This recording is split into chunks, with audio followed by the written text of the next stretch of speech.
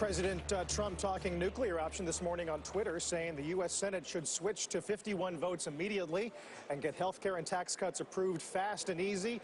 Dems would do it, no doubt. For more on this and a lot more, Steve McMahon joins us this morning, Democratic strategist and Purple Strategies co-founder, as well as Jimmy Pethokoukis, CNBC contributor and American Enterprise Institute fellow. Guys, good morning to you both. Good morning.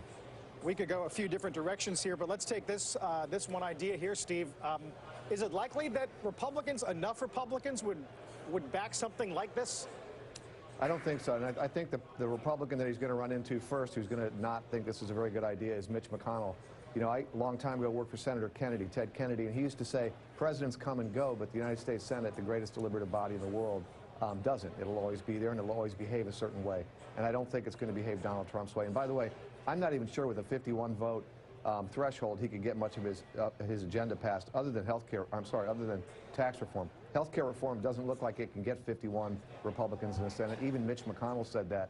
So if he wants to get anything passed, he's going to have to move to something that actually can get 51 votes, whether it's the nuclear option or not. Right. Jimmy, we always ask our guests to try to mind read the president, but what does it say that he's saying this right now? Well, you really don't have to mind read the president, because his mind is appearing on Twitter in a real-time basis. But sort of trying to take it the next step beyond that, I think reading those tweets, what I would say is this agenda is in trouble. It's not, despite the fact he said the tax part of it is moving along. It's not moving along. He's talking about adding more money to health care. I'm not even sure what he means by that. What Republicans would like from the president is not even leadership at this point. Just stop tweeting, because it's only confusing the situation. And what he said about taxes and health care did just that. It confused the situation. They just want to do their own thing at this point. So just for the record, Jimmy, can he get 50 votes from Republicans on health care or on taxes at this point? Didn't Mitch McConnell, the Senate Majority Leader, last week say they don't have 50 votes? Right. Listen, if they change the rules right now, they could not. The problem isn't just Democrats. It's that there are deep divisions on health care and even on taxes, which you would think there'd be a general unified theory here. There isn't. Deep divisions about how or if to pay for the tax cuts. So that's why we've been talking about 2018 now for at least the tax cuts, and health care seems to be bogged down as well. I mean, that's what that 51 vote tweet tells me. That's a red flag. Yeah, and Steve, I mean, it's important to point out both health care and tax reform are going to be done on reconciliation, right, requiring only 51 votes.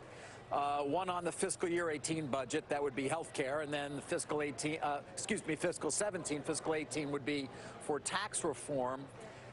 And we got a budget last week that seems to mix all of this in. I mean, what's your sense in terms of progress, if any's being made? Well, I think the president is desperate. I think Jimmy actually lays it out well. This is a kind of a wake-up call to Washington that his agenda, and even he now realizes, is sinking. And it doesn't have 60 votes, certainly, but it doesn't even have 51 votes for the things that he wants to do most this year. If I were giving this president advice, I would suggest to him that the only thing he could pass this year is something that requires only the minimal number of Republican votes and the widest range of Republican agreement, and that's tax cuts. Corporate tax cuts, individual tax cuts. And I think the question about whether or not it will be paid for is a question the Republicans have already punted. They don't care if it's paid for. They just want to pass it. Now, I don't think that's good policy, and I don't think it's good for the country, but I do think if you're trying to get a legislative victory, it's maybe President Trump's only path to a legislative victory in 2017. Jimmy, let's pivot here to his comments about Germany after what Merkel said on Sunday in Munich, that Germany and the EU can no longer rely on the U.S. Is there some value in being a little tougher on Germans, at least the trade policy? Well, listen, I think he makes a point about European defense budgets. I think that's a valid point. At the heart, though, remember, at the heart of sort of his trade critique is really a poor economic theory, is that trade deficits are A, the result of bad trade policy, and B, trade deficits are bad. So, is this like a negotiating stance? Perhaps. But if your end game is to create trade agreements where the U.S. must have trade surpluses in order to define that as a good agreement, then he's going down the wrong path. So, maybe it's a negotiating stance, but I just worry where that negotiation is supposed to lead. Steve, what's your read on that? I think Jimmy's right again. I mean, I think it's a negotiating stance. I don't know where it leads exactly. I'm not sure the president knows where it leads. He just likes to be the guy in the room who's demanding all the attention, and when he throws these things out, he gets it. I think on the question of burden sharing, which is something that a lot of Democrats have talked about for a very long time, the fact that the United States pays billions and billions of dollars to defend other countries, and those countries perhaps should be doing a little more themselves, that's an area where he could get some agreement. I don't think he's going to get there by lecturing NATO or our European allies, but I do think the notion of fairness and equity is a notion that he could probably pursue and get some Democratic support for. This is a president who needs a win, and I don't see how he's going to get one behaving the way he's behaving. I mean, I get, Jimmy, that he made a lot of campaign promises to bring down our trade deficit and bring back American jobs and manufacturing. But there's a larger question here about American leadership, don't you think, on the global stage? The fact that he finished his first NATO and G7 meetings with no commitment to multi-governmental trade organizations, a commitment to free trade, and the commitment to this major climate deal that every other country signed off on. You just wonder what the implications are going to be for that going forward, not just on international relations, but on economic relations as well.